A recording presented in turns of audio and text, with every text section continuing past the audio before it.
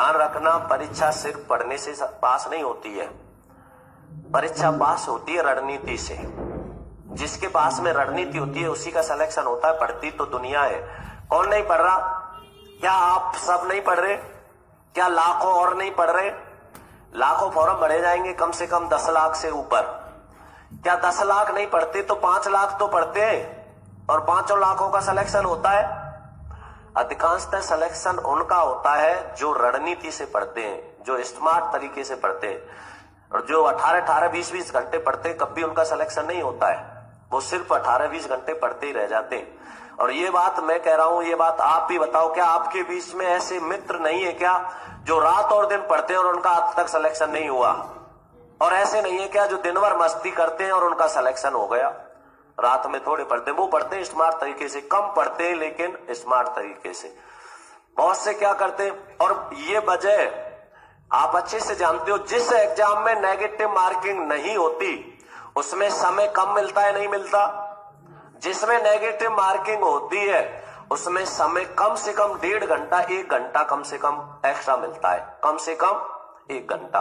क्या सोचा है आपने कभी ऐसा क्यों होता है? क्योंकि पेपर में आपकी परीक्षा ज्ञान की नहीं होती, धैर्य की होती है। किसकी परीक्षा होती है?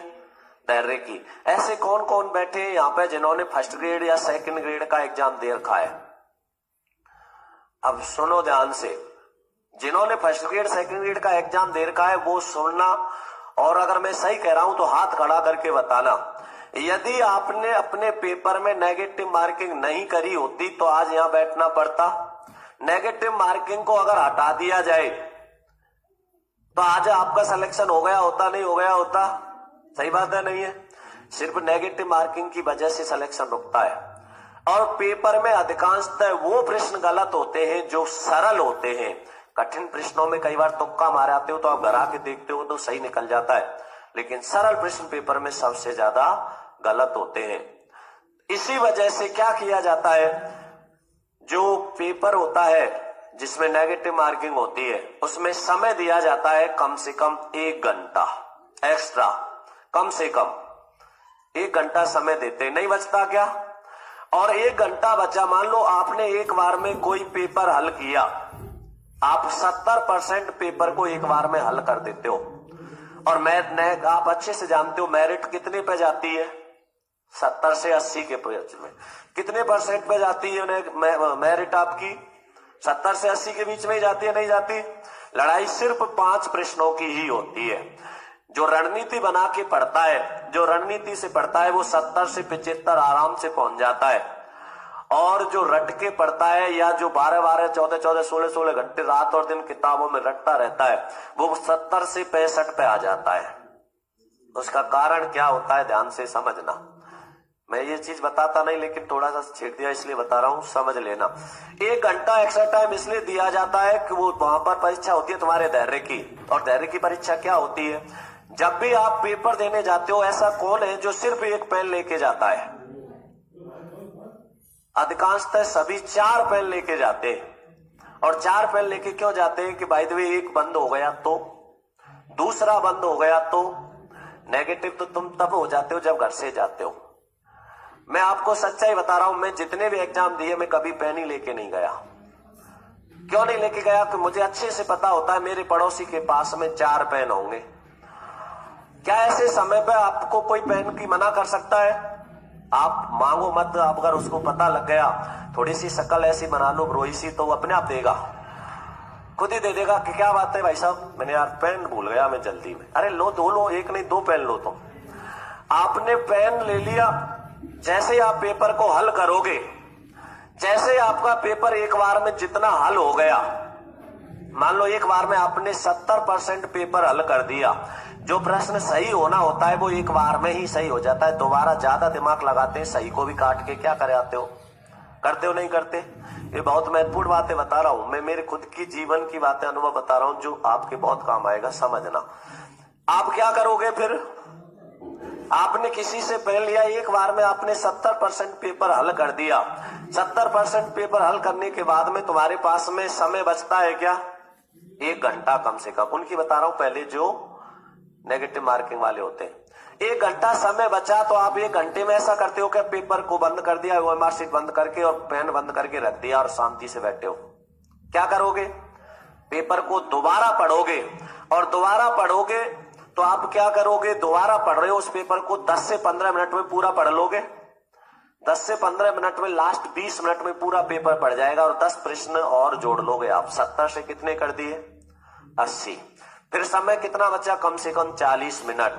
फिर पेपर को पूरे को दोबारा पढ़ोगे, 10 और जोड़ दिए, कितने कर दिए? 100 में से 90। फिर भी समय बचता है तो बहुत से मानव तो यूं कहते हैं 10 को क्यों छोड़े, कर दो पूरे 100। करने सिर्फ कितने चाहिए थे उसको? प्लस सिर्फ 5, और कितने कर दिए? प्लस 30। अब इस 30 की नेगेटिव मार्किंग कितनी होगी? 10। 70 से कहां आ गया वो? सिलेक्शन हो गया क्या? अब सुनना विशेष ध्यान से। यदि 70 किए उसने, 5 प्रश्नों की उनकी रिस्क ले लेता, 5 नहीं 10 की रिस्क ले लेता। कौन से? जिनके 2 तो पक्के पता है कि ये हो सकते हैं या 2 नहीं हो सकते। ऐसे प्रश्न नहीं निकलते क्या 10-12, जिनका हमें ये तो पक्का पता हो जाता है कि ये 2 तो नहीं होंगे लेकिन ये 2 हो सकते हैं। उन 2 में से रिस्क ले रहे हो तो आप 10 प्रश्नों की रिस्क ले सकते हो, और 10 प्रश्नों में से 2 का पता है, सिर्फ कम से कम 5 सही निकलेंगे। 5 गलत निकले तो 5 की नेगेटिव मार्किंग कितनी होगी? 1.66। फिर भी आप कितने प्लस में हो? 3.33 हो या नहीं हो? इस प्रकार सिलेक्शन के लिए रणनीति बनानी पड़ती है, और तुम क्या कर देते हो? आगे बढ़ते जाते हो। अब सुनो, जिसमें नेगेटिव मार्किंग नहीं होती, जिसमें नेगेटिव मार्किंग नहीं होती उसमें समय नहीं दिया जाता। बचता है क्या समय? प्रश्न ही हल नहीं हो पाते पूरे। क्यों नहीं दिया जाता? क्योंकि अगर नेगेटिव मार्किंग नहीं है तो बहुत ही आराम से पढ़ो और आप पूरे के पूरे प्रश्नों को सही करके आ सकते हो, क्योंकि नेगेटिव मार्किंग नहीं है। क्योंकि नेगेटिव मार्किंग ही तो सिलेक्शन से रोकती है। तो आप क्या करोगे? जल्दबाजी करोगे। और जल्दबाजी कैसे करोगे? पार्ट आते हैं कई। पिछली बार जब टेट वेट हुए थे तो आप देखते हो पता नहीं 28 तरह के पेपर आते थे, यही नहीं पता चलता था कि किसकी हिंदी किस में कराए। होता नहीं होता? तो अब आप क्या करते हो? जल्दबाजी करते हो, और जल्दबाजी में क्या होता है? लिख रहा है पीछे नहीं है और आप नहीं तक पहुंचे ही नहीं, है का ही उत्तर दे दिया। वहां पूछ रहा है नहीं और आप क्या करते हो? है से दे आए। प्रश्न क्या हो गया?